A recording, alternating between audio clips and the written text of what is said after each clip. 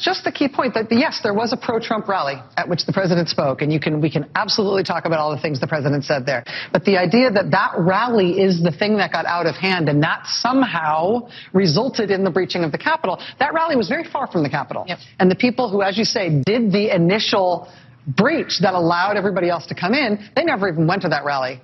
Hello and welcome to Matt in Exile, and you just watched that video. And there's not many times I actually agree with Rachel Maddow, but on this one, I do. And the reason I do is we found out there's evidence that majority of the people that was at the Capitol wasn't even at the Trump rally. So what does that mean? Well, in my opinion, it means, how can you blame Trump for what happened at the Capitol building when he is not even the one that initiated what happened at the Capitol building?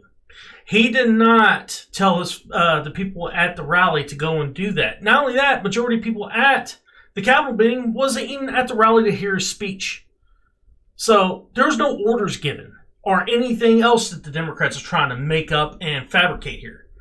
Now, the reason I think Rachel Maddow is actually saying this is because of the Russia collusion hoax. That burned her ass so badly because she touted this lie for 3 years on air. And that's what gave her all of her big ratings and so on and so forth. And what happens? It's a nothing burger. None of it was true. I mean, she had Adam Schiff on. She had a bunch of other people on, Susan Rice, so on and so forth, coming on her show and lying on the channel, telling people that this is true, the Russia collusion hoax, and they had evidence. When they found out and came out with the Mueller report, nothing. There's nothing to it. It was all like, oh, we need to keep on investigating. You've been investigating this for over 3 years and you found nothing. Guess what? There's nothing there. And now they've been investigating this for a year and a half.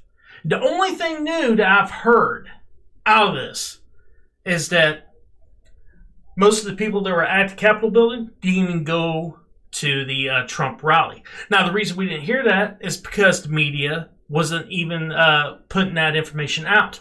And the January 6th committee wasn't leaking that out because they knew that was in the favor of Trump. So, okay. That's why the January 6th committee right now is actually pushing the idea of his rhetoric before January 6th, such as all the stuff that was going on with the 2020 election and so on and so forth, as reasons of what caused this to happen.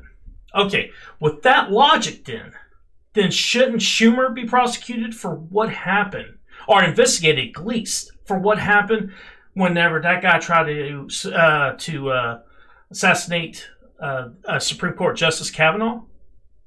With that same logic and the same standards, shouldn't that happen as well? Of course, Democrats are going to say, oh, no, that can't happen, and so on and so forth. He didn't do anything wrong. Well, if you're going to talk about rhetoric like that, and words matter, words are violence, then it should work on both sides, not on one and not the other. But guys, I know some of you guys might not agree with what I'm talking about here. I get it.